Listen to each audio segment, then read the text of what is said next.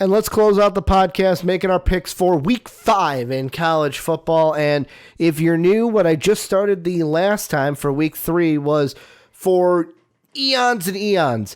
Brandon and I used to pick games, winner, loser, that's it. I would throw out who's favored. I would throw out the line, the spread, but we would never pick against the spread. You guys have been asking and clamoring for it. Hope I use that word right, clamoring for it, for a long time. Finally started to do it.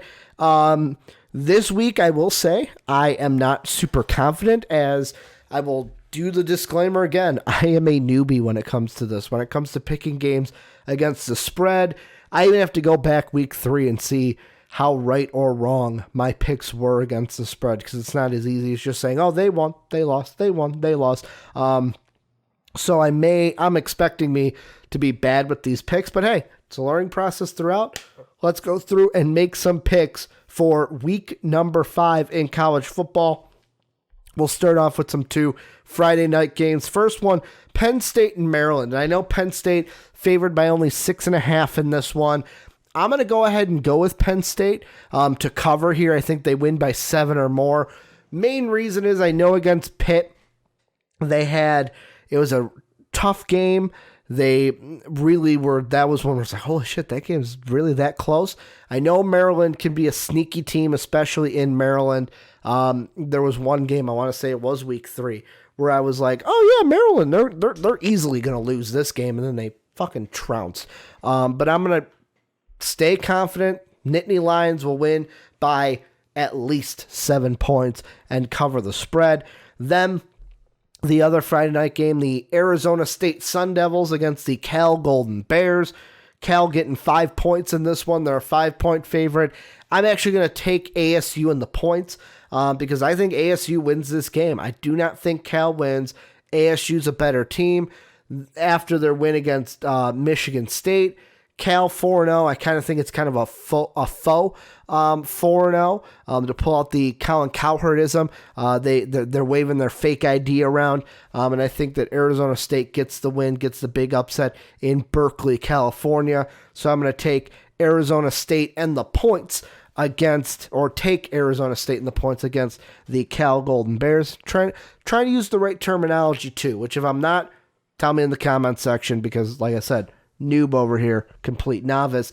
Then we got our Saturday games. The first one is, depending on if Jonathan Taylor plays, depends on how I may pick this one.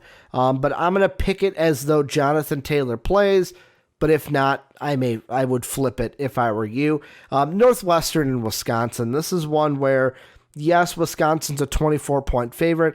I think if Jonathan Taylor plays the whole game, Wisconsin covers that easily, but if he doesn't, there's a chance that Northwestern, although they will not win this game, I got the Badgers winning whether Taylor plays or not.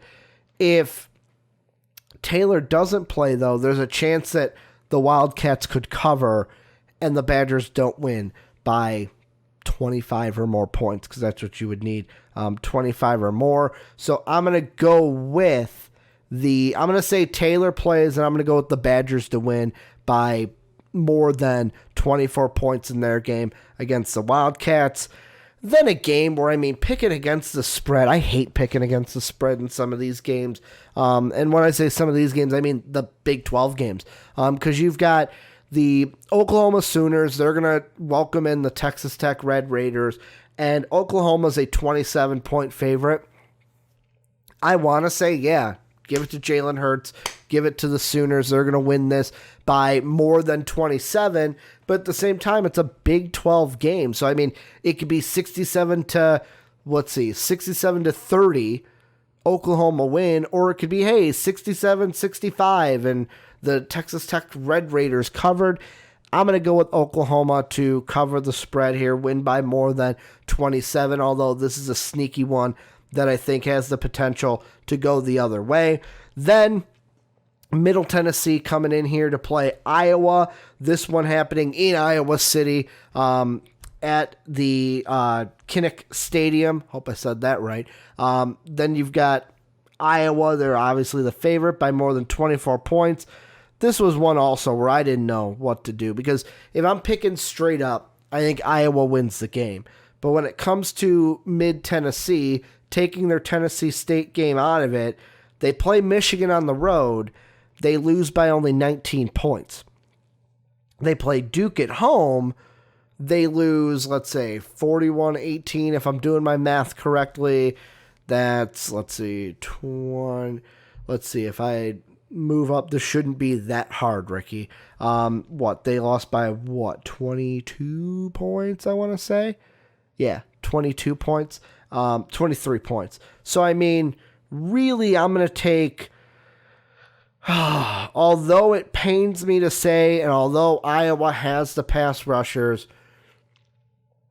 you know what? I'm not going to do it. I'm going to, I don't know what to do. Because part of me wants to say Iowa has the pass rushers and has the defense to keep mid-Tennessee in check. But then there's a part of me that says, well, they haven't lost by 24 all year. I'm going to be bold. I'm going to say Iowa covers, although I'm not very confident in that pick because of what this could be one where like mid-Tennessee gets one in garbage time, and it's that like 41-18 kind of a game that we saw against them and Duke where they lost, but they at least covered on their part. I'm going to say Iowa wins by at least 24 or more than 24 points, although I'm not super confident in that pick. Then the Rutgers-Michigan game. I had to look this one up on a different website, so quote me if I'm wrong. I'm reading this as like 6:30 Central Time on Tuesday. It's Rutgers-Michigan. Michigan is a 27.5 point favorite. It's Rutgers, especially if Shea Patterson plays. I think Michigan gets the win easily in this one. They win by way more they win by 28 or more points is what I'm trying to say. So I'm going to go with Michigan covers the spread against the Scarlet Knights, especially in Ann Arbor. Then an SEC matchup, we've got the Texas A&M Aggies going up against the Arkansas Razorbacks. This is one where the Aggies are a 23.5 point favorite. And really quickly, I got to pull up where Arkansas has been. I am actually going to go with Arkansas. I'm going to go with Arkansas on the points in this one. With it being in Arkansas, I think that they're going to get a boost. They have not been blown out all year. I don't think this is the time where they do get blown out. So I'm going to go Arkansas with the points, although I still have Texas Tech winning the game in the end.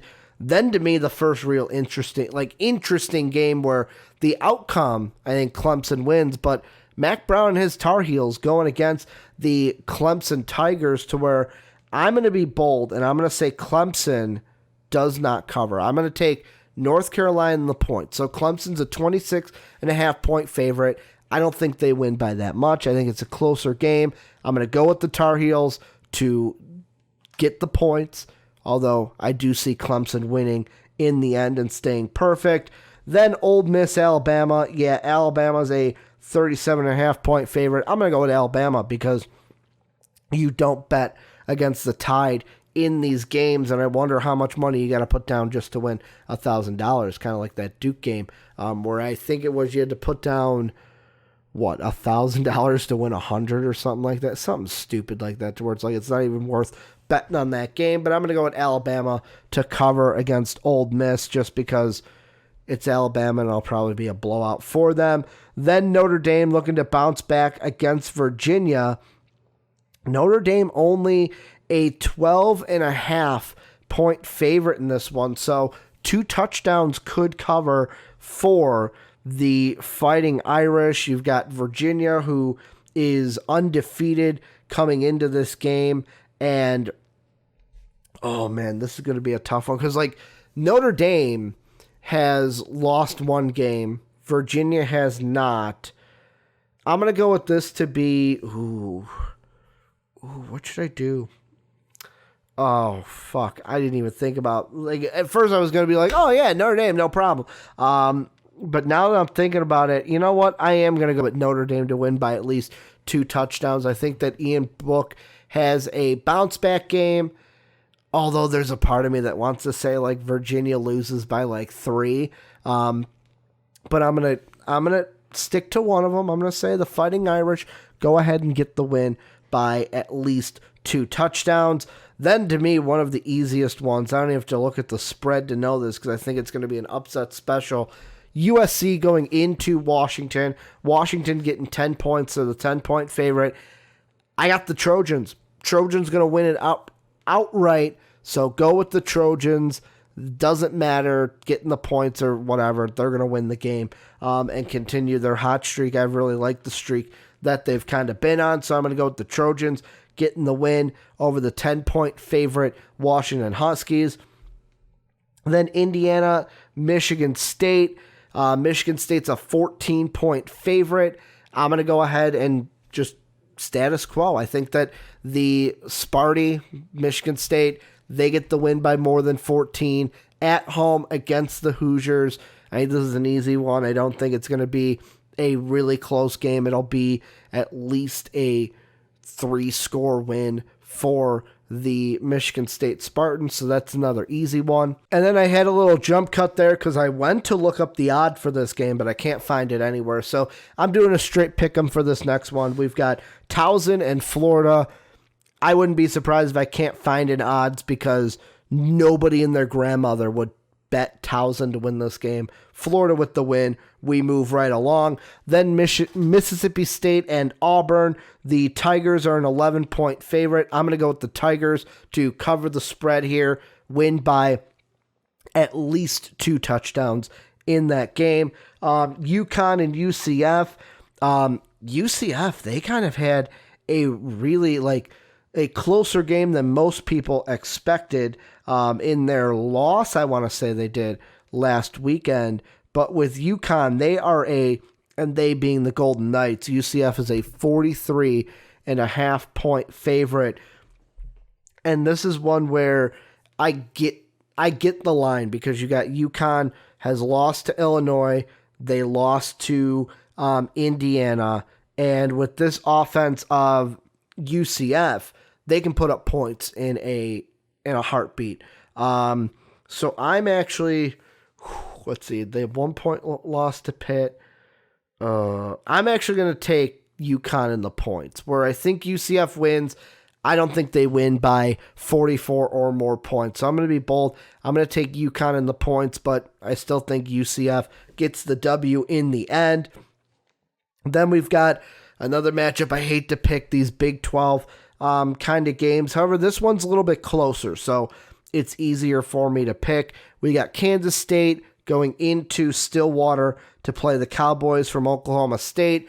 Those Cowboys are a 6.5-point favorite, and I am actually, let's see here. Let's look at these schedules for each of these teams, because my initial thought is, hey, pick the home team, go with Oklahoma State to win by at least a touchdown.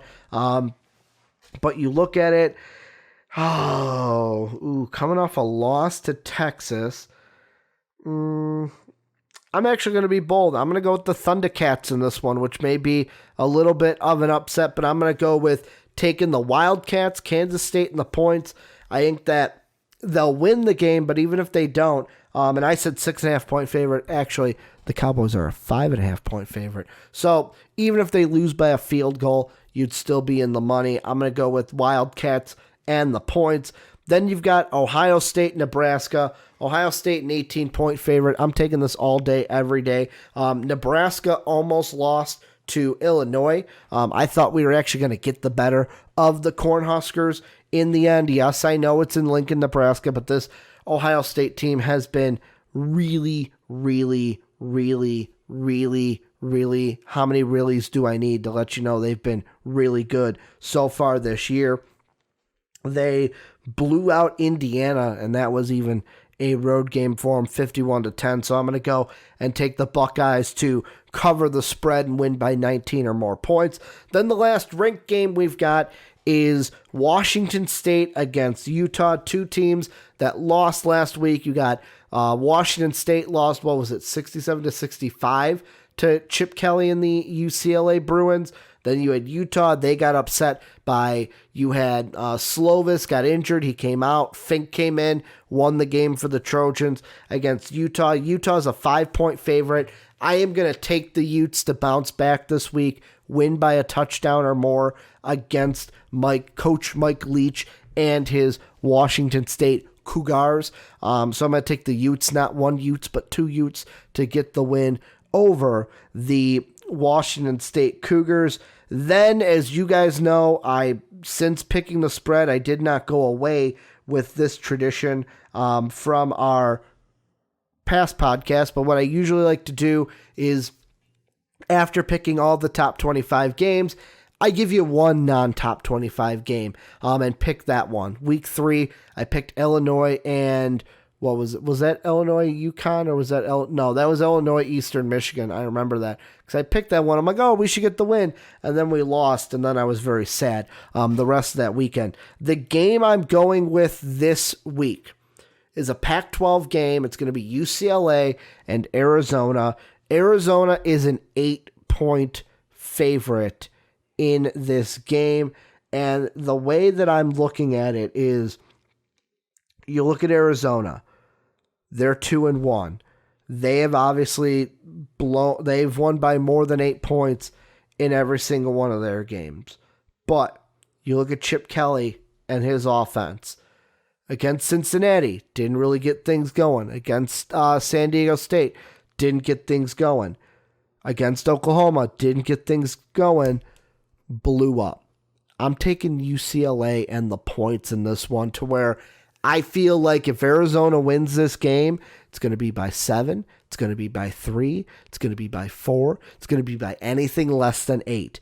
And there's a chance that UCLA wins the game. It's on the road, I know that, but hey, Washington State game was on the road too, and those Bruins got the win. So I'm going to go with UCLA and the points to steal one from the Arizona State Wildcats. Plus, you know about Kevin Sumlin teams. They sometimes crack under the pressure. But that's going to do it for the Primetime Podcast this week. Make sure to, yet again, support us on Patreon, patreon.com/Most Valuable Podcast. We cannot do what we do each and every week without your help. Also, make sure to follow us on Twitter at Ricky Widmer, at Most Valuable Pod, and make sure to give us a follow at twitch.tv/Most Valuable Podcast. And if you have that Amazon Prime and you're not using it, throw us that free Twitch Prime sub that Amazon Prime gives you each and every month. It only supports us even more than you guys already do by watching our stuff. But thank you for checking out the Primetime Podcast. I will be here normal time next week. You'll get it on YouTube on Tuesday. It'll be on podcast services around the world on Tuesday instead of a day late. I'm hoping to get back to the regular schedule next week. I want to thank you guys for checking this out. Can't wait for college football this week. But as always, have a good day, everybody.